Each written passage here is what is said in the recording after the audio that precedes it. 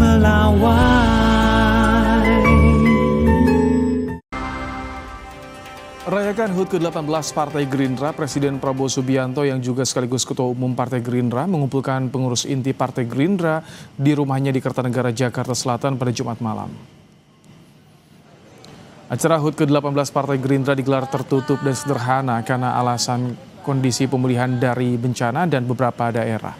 Di beberapa daerah maksud kami. Dalam acara ini Prabowo berpesan pada kader Gerindra yang berada di posisi pemerintahan untuk berhati-hati dan menjaga amanah dari rakyat. Jika terbukti melanggar, maka tak ada pembelaan dari partai.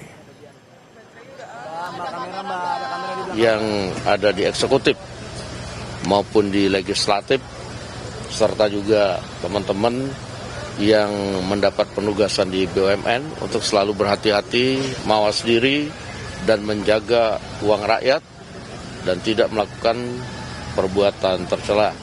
Dan tadi sudah disampaikan bahwa apabila ada kader yang melakukan, maka kemudian tidak akan mendapatkan pembelaan serta perlakuan khusus.